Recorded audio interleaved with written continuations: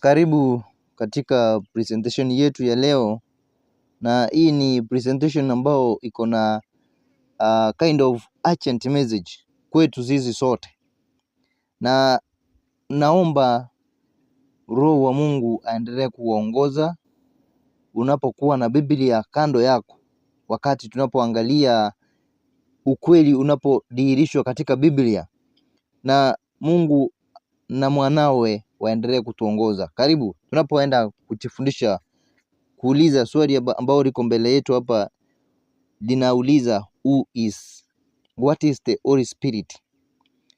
Na wapendwa, tunataka tuone huyu Roho wa Mungu ni nani ama ni nini. Mara mingi Wakristo wengi ulimwengu mzima wamefungwa katika doctrine ambayo inasema kuwa kuna Mungu Roho. Kwa sababu hiyo Shetani ameleta wengi, amewawekea dana ya kujua kuwa kuna Roho Mungu ambaye ako kando ya Mungu na mwanawe. Sasa leo ni vizuri tuangalie katika Biblia, kwa sababu Biblia ndio inatufungua, ndio chemichemi ya ukweli. Wacha tuangalie na iweze kutufunulia huo ukweli na tuweze kuelewa ni kwa nini. Kitu ya kwanza tunafaa kuangalia, the Holy Spirit is divine influence. Katika Biblia tunaenda kuangalia tuone jinsi Roho wa Mungu ako ni nguvu ya mfuto katika Biblia.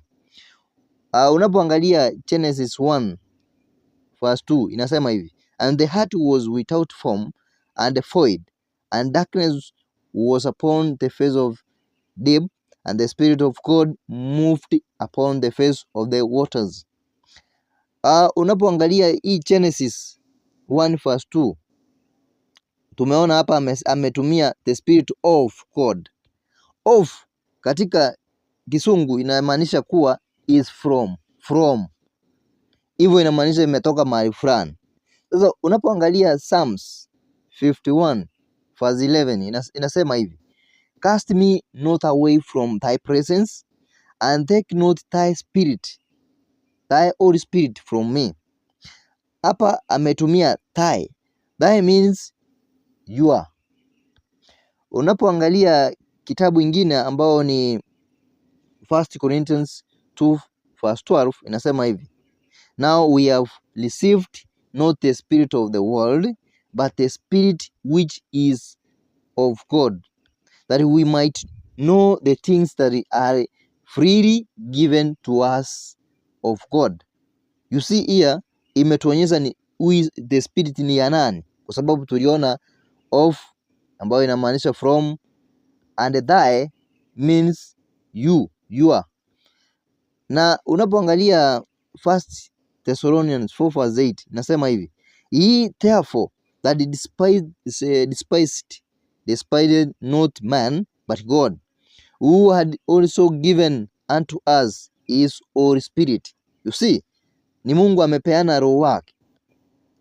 Unapoangalia kutoka Acts 2 verse 1 to 4, hapa tunaonyeshwa jinsi Biblia imetumia roho kana kwamba ni it inaonekana hapa katika Acts 2 verse 1 to 4 inasema hivi, and when the day of the Pentecost was fully come, they were all with one accord in one place, and suddenly they came a sound from heaven as of the lasting mighty wind, and it, unaona it imetumika, filled all the house where they were sitting, and they appear unto them a cloven tongue like as of the fire, and it sat upon each of them, and they were all filled with the Holy Ghost, and began to speak with other tongues as the Spirit given them utterance. Unaona hapa it imelifaa kuwa ni spirit.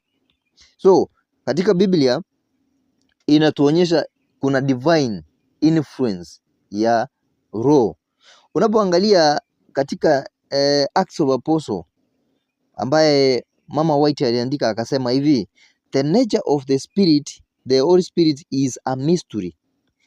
Men cannot explain it. If the sinners responded to the quickening influence of the spirit. You see, ambao tuliona title yetu ambayo ya influence, the divine influence of the spirit. Hapa amesema kuwa the influence of the spirit, he will be brought to repentance and arouse for the importance of obeying the divine requirement. Tunapoendelea, kuna swali tunafaa kujiuliza, who else does Holy Spirit come from? Tumeona katika Biblia the divine influence imetoka kwa Baba ambaye ndiye amepeana hii spirit. Sasa ni nani mwingine anaweza peana hiyo spirit, hiyo Holy Spirit? Tuangalie katika Biblia.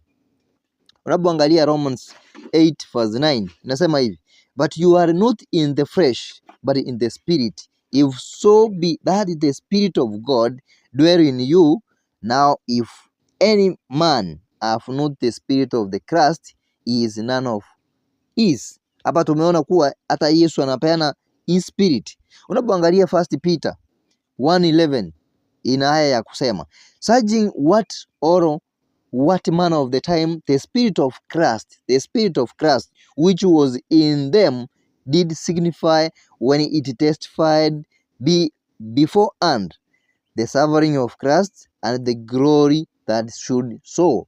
Hapa tumeonyeshwa 1 Peter kuwa the spirit of Christ ndio hata Yesu anaweza peana hii spirit. Unapoangalia the Galatians 4:6 ina haya ya kusema, sikiza kwa makini, and because you are sons, God had sent forth the spirit of his son unto you hearts, crying Abba Father. You see, ni Mungu ametuma spirit ya mwanawe kwetu sisi, ikiwa sisi ni wana wake, anatuma spirit of his son. Ni nani anaweza peana the spirit? Ni Mungu na mwanawe kulingana na Biblia. Unapoangalia Philippians 1:19 inasema hivi, for I know that it is return to my salvation through your prayer and the supply of the spirit of Jesus Christ. Unaona, hata Yesu anapeana the Holy Spirit.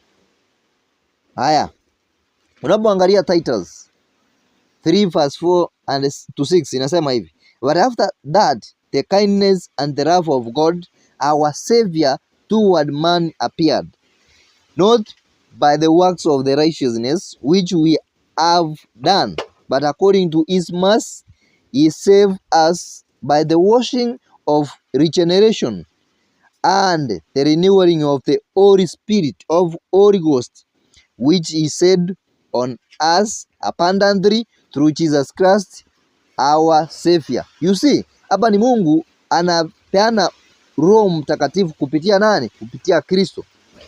Na unapoangalia mahali Yesu mwenyewe amepeana Roho Mtakatifu kwa wanafunzi ni John 20:21-22 inasema hivi, then said Jesus to them again, peace be unto you, as my Father had sent me, even so I send you.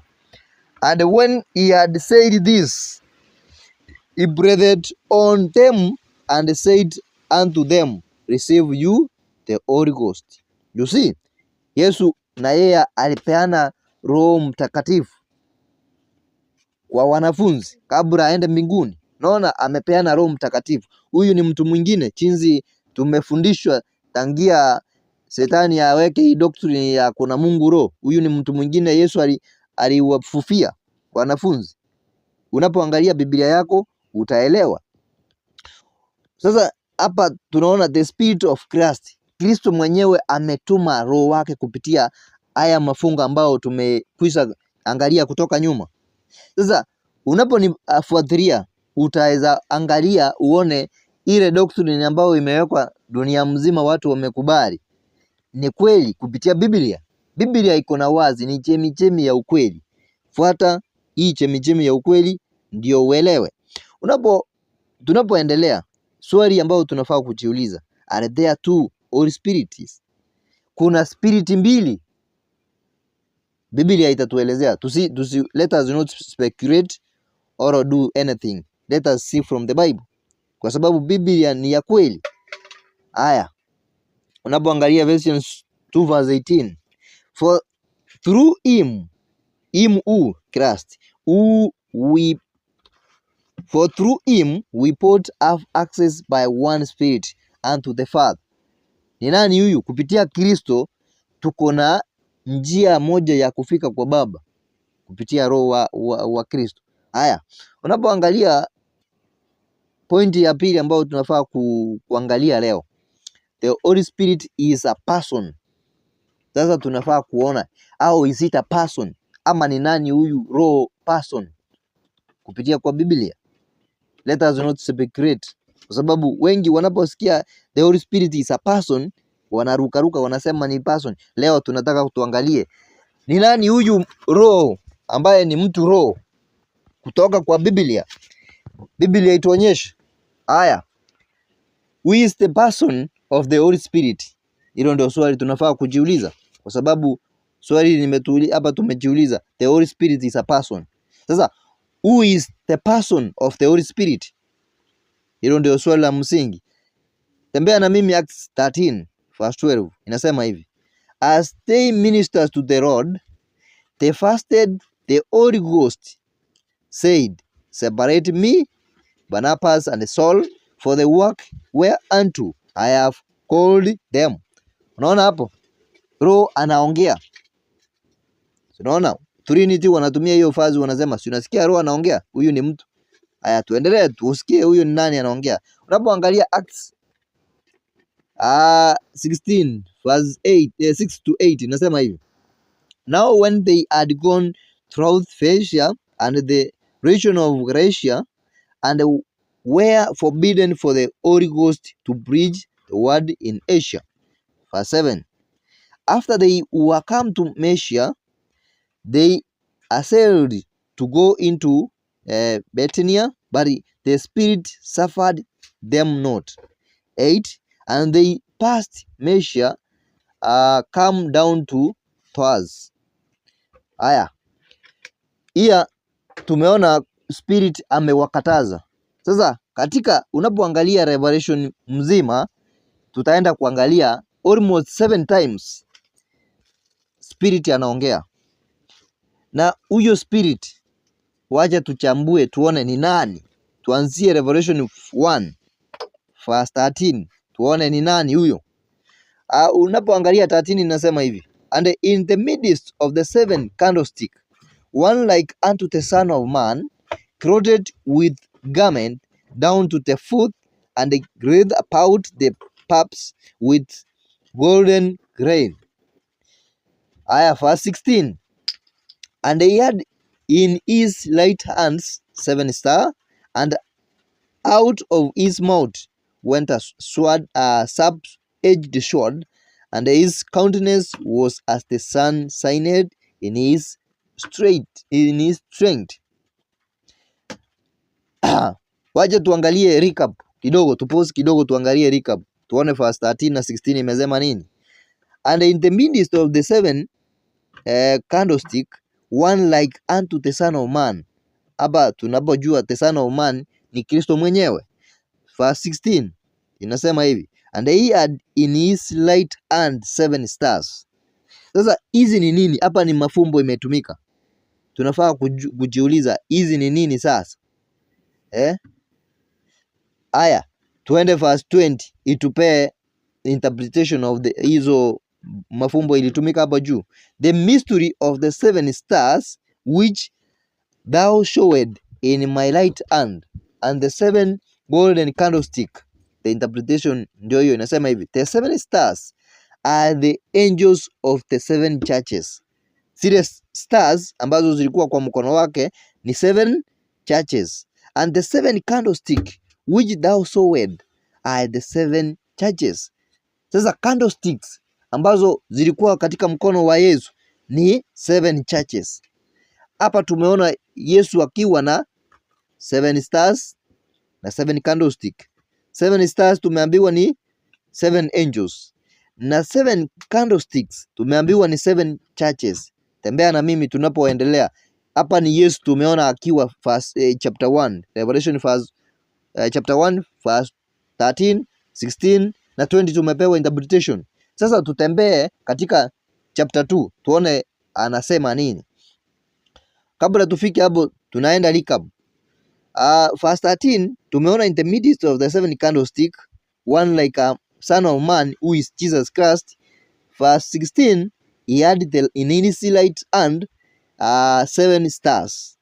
Verse 20 we have been given an interpretation. The 7 stars are the 7 angels of the 7 churches, and the 7 candlestick which thou sawest are the 7 churches. Once we have get the interpretation, then tunaendelea mbele ili tuelewe zaidi. Unapofika chapter 2 verse 1 inaya ya kusema, unto the angels of the church of Ephesus write these things, said he who is he, Christ, that hold the 7 stars in his right hand, angels, who walked in the midst of the 7 candlestick, the churches. You see, here chapter 2 verse 1, we see clearly is Jesus Christ. Let us see verse 7 what he says. He that had ear, let him hear what the Spirit said unto the churches. Hapa tumeona Yesu amejiita nani? Spirit. To him that he overcometh will I give to eat of the tree of life, which is in the midst of the paradise of God. Hapa tumeona Yesu amejiita the Spirit kwa sababu yeye ndiye ako na 7 stars na 7 candlesticks ambazo tuliona interpretation ikasema ni angels na kanisa.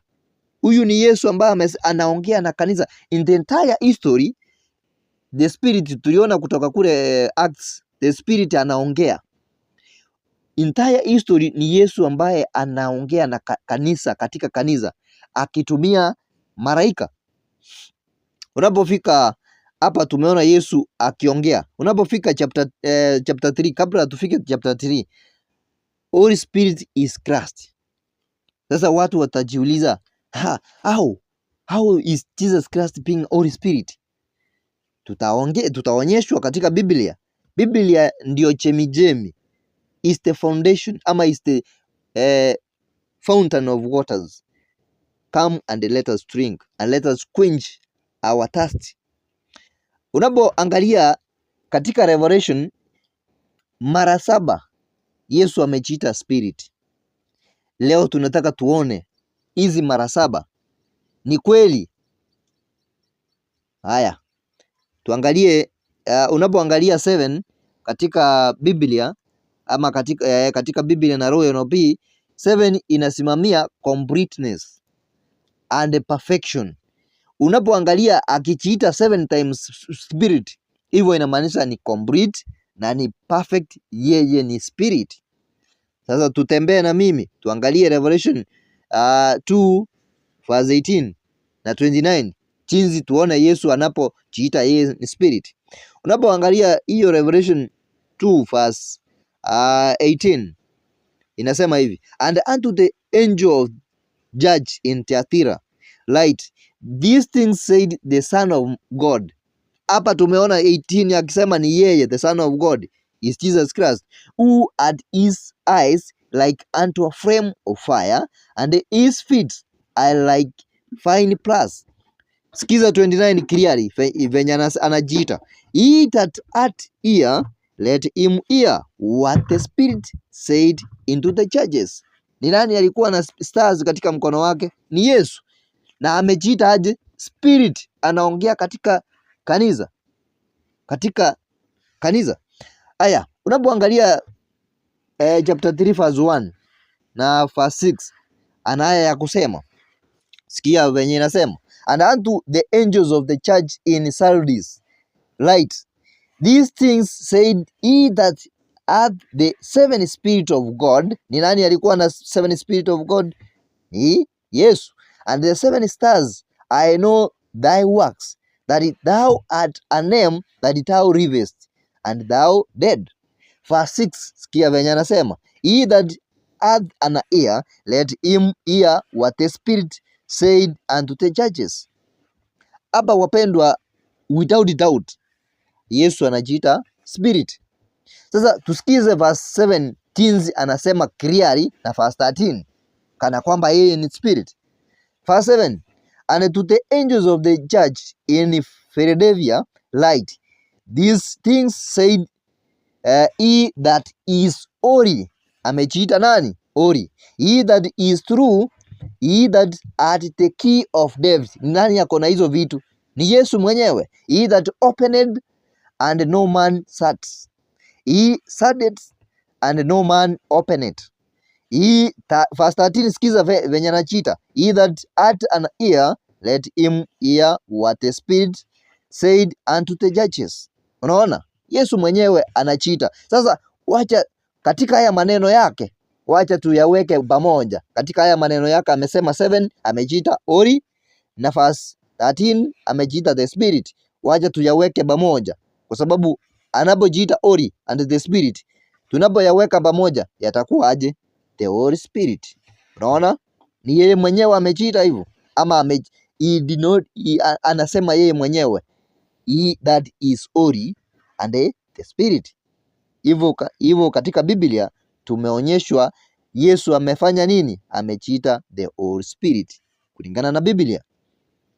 Sasa unapoangalia kwa sababu Revelation ile 7 times amejiita the Spirit, unapoangalia 2 Corinthians 3 verse 17 kwa sababu tumeelewa ni nani Spirit. Sasa sikiza chapter 3 verse 17 inasema hivi, now the Lord is that Spirit. Nani huyo? Yesu. And where the Spirit of Lord is, there is liberty. Wapendwa, unapoangalia Acts 20 verse 28 anasema wazi yeye ni nani? Ni Roho. Sikia venye anasema, take heed therefore unto yourself and to all the flock over the which the Holy Ghost, nani huyo? Yesu, had made you overseas, to feed the church of God which he had purchased with his own blood. Ni nani alipurchase kanisa katika kupitia damu yake? Si ni Yesu? Ndiye anasema the Holy Spirit that had made you overseas. Ni nani amefanya watu kuwa viongozi katika kanisa yake? Ni Yesu mwenyewe. Haya, kuna swali tunafaa kujiuliza tunapoendelea mbele kuonyesha katika Biblia ni nani a person of the Spirit. Who is it that Christ can be the Holy Spirit? How is it that Christ can be Holy Spirit? Yani ni jinsi gani Yesu ataweza kuwa Spirit? Let us not speculate ama tuweke maneno yetu. Wacha Biblia ituonyeshe. Kabla tuingie katika Biblia, tunafaa kuelewa kuwa Yesu akona jinsia mbili ama two natures. Hizi nature nilifundisha, lakini leo wacha nifundishe tena. The two natures za Kristo, tukizielewa tutajua kuwa Yesu akona nini? Na nature mbili. Hizi nature mbili, ya kwanza ni humanity na ya pili ni divine. Katika divine watu hawajaelewa, lakini kwa sababu hatuwezi choka kufundisha, wacha tuendelee tufundishe. Unapoangalia Philippians 2:5-8 ina aya ya kusema, let this mind be in you which was also in Christ Jesus, who being in the form of God, therefore it not robbery, thought it not robbery to be equal with God, but made himself of no reputation, and took upon him the form of the servant, and was made in the likeness of man. 8. And being found in fashion as a man, he humbled himself and became obedient unto death, even the death of the cross.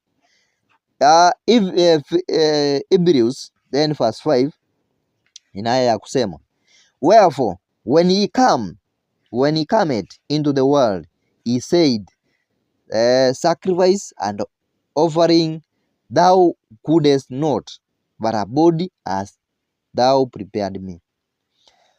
Unapoangalia lile swali ambalo tulijiuliza, I think tumejibu, na kuna swali lingine hapa tunafaa kujiuliza tunapoendelea. What does form of God look like? Yani the form of God inaonekana kivipi? Wacha tujibu katika Biblia.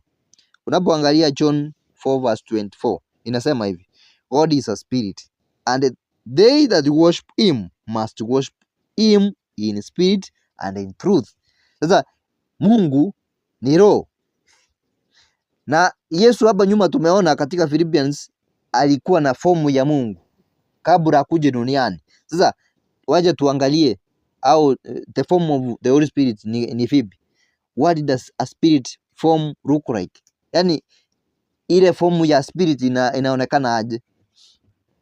Unapoangalia Luka 4:24 inasema hivi, behold my hand and my feet, that it is I myself, and of me and see, for a spirit had not flesh and bone, as you see me before me have. Yani hapa umeona Yesu akielezea kuwa the form of the spirit. Spirit haina nyama, haina mifupa. Hiyo ndio spirit.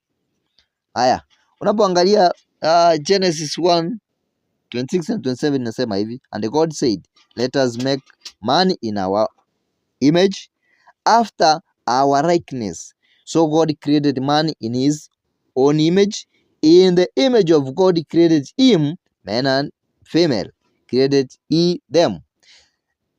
Kabla Yesu akuje duniani, hapa tumeona alikuwa na form of God, alikuwa na glorified nature ambao ni spiritual form.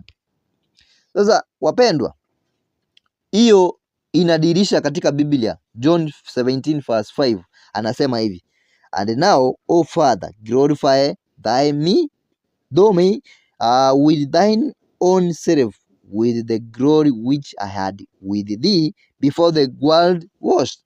Hapa unaona anaomba ile glory alikuwa nayo gani? Spirit form ama glorified body, glorified nature, the divine form ambayo alikuwa nayo, ile tumeona Mungu ako nayo is spirit form. Hiyo ndo Yesu alikuwa anaomba. Yesu ako na two divine nature. Tukizielewa tutajua. Wakati Ellen G. White anapoandika the third person of Godhead, leo ndio tunataka tujue hiyo the third person ni nani. Unaposoma Hebrews 1:1-3 inasema hivi, God who had at sundry time and in diverse manner speak in time past unto the Father by the prophets, and in these last days spoke unto us by his Son, whom he had appointed heir of all things, by whom also he made the world, who being the brightness of his glory and the express image of his person, and upholding all things by the word of his power, when he had by himself purged our sins, sat down on the right hand of the Majesty on high. Sasa unapoangalia, tuangalie Kristo. Kristo ni mtu mmoja. Christ is one person with two natures. These two natures, he has humanity and the divine. So the divine, hii ndio tunafaa kuelewa inamaanisha nini. Divine is the person of the Holy Spirit. Yesu ni mtu mmoja, watu waelewe. Yesu ni mtu mmoja, akona tuseme jinsia mbili, divine mbili, moja ya wanadamu na ingine ni ya uungu. Hii uungu ndio the person of Godhead. Ndio maana Ellen G. White alisema the third person of Godhead, kuwa Mungu ni wa kwanza, Yesu in person being ama in human being ni wa pili, na in divine yake ni ya tatu.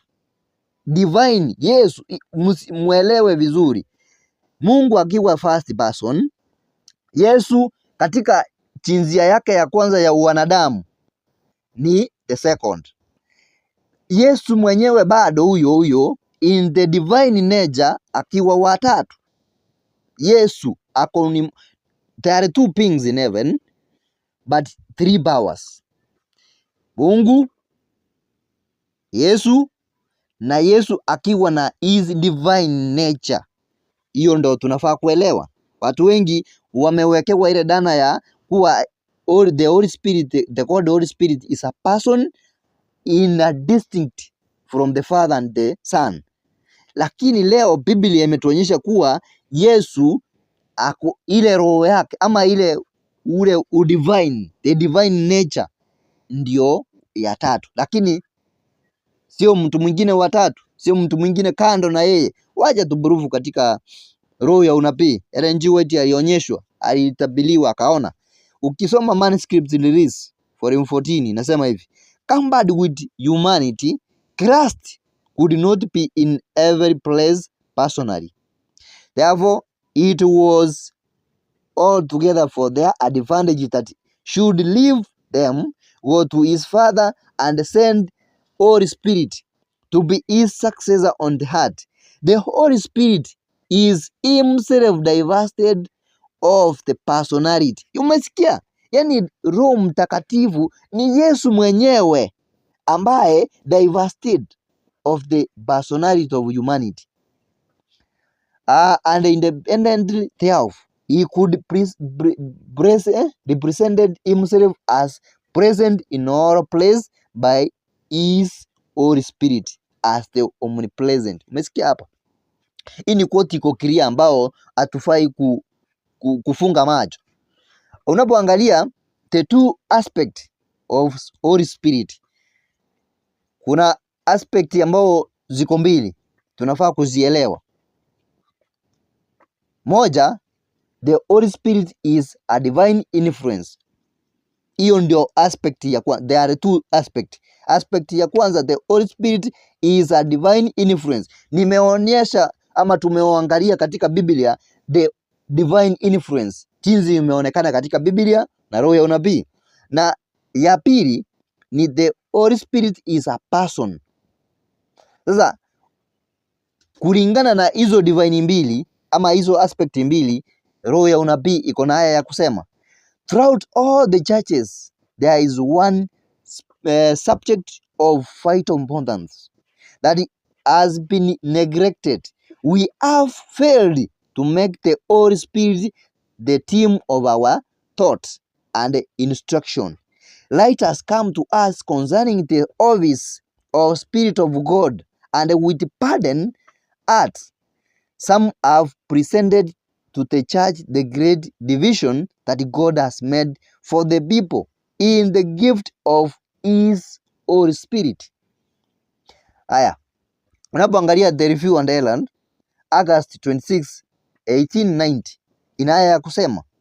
Kwa nini kanisa mingi hata saizi kanisa mingi ziko weak? Sikia venye nasema, the reason why the churches are weak and sickly and let it die is that the enemy has brought influences of a discouraging nature to bear upon trampling souls. Satan has sought to shut Jesus from the divine their views as the comforter, as one who reproves, who warns, who admonishes them, saying, this is the way, walk ye in it. Yani umesikia, Setani amefanya kanisa zimekuwa weak na zimekuwa na division. Kwa sababu gani? Amefungia Yesu kuwa yeye ndio comforter, ama yeye ndio ambaye ni the comforter. Kwa sababu hiyo tukiweka Yesu kando kama sio comforter, tuweke mwingine a replace Yesu, kanisa itakuwa weak na iko sick. Na unapoangalia Revelation verse 3 na 20 and 22, Yesu mwenyewe anajiita the Spirit. Sikia, anasimama katika roho zetu. Sikia venye anasema, behold, I stand at the door and knock. If any man hear my voice and open the door, I will come in to him, and I will sup with him, and he with me. He that had ear, let him hear what the Spirit said into the churches. Hapo umesikia ni Yesu ako katika marango ya roho zetu, ana knock ama anagonga. Yeyote atakayesikia amfungulie. Verse 22 inasema kuwa yeyote ako na masikio wacha asikie ile roho inaongea. Roho gani? Yesu. Kupitia roho ya unabii na kupitia Biblia tumeonyeshwa ni nani the person of the Holy Spirit. Ni Yesu mwenyewe, na Biblia imeprove kuwa Mungu anatuma roho wake na mwana anatuma roho wake. Hizo sio roho mbili, ni roho mmoja. Mungu anapotuma huyo roho anatuma kupitia mwanawe. Ndio maana unapokubali Yesu kuwa yeye ndio the comforter, basi haya maneno mengine utakuwa umeyasinda. Wacha Mungu atusaidie kupitia roho wake tuweze kuelewa Biblia na tuweze kusinda Shetani, kwa sababu hii doctrine ya the Holy Spirit imeharibu na inaharibu kanisa. Kupitia hii Bible study tumefanya, natumai ukiwa umeona huu ukweli usisite utasita mpaka lini? Wacha chukua ukweli na ukweli utakuweka huru. Mungu awasaidie na atubariki sote. Amina.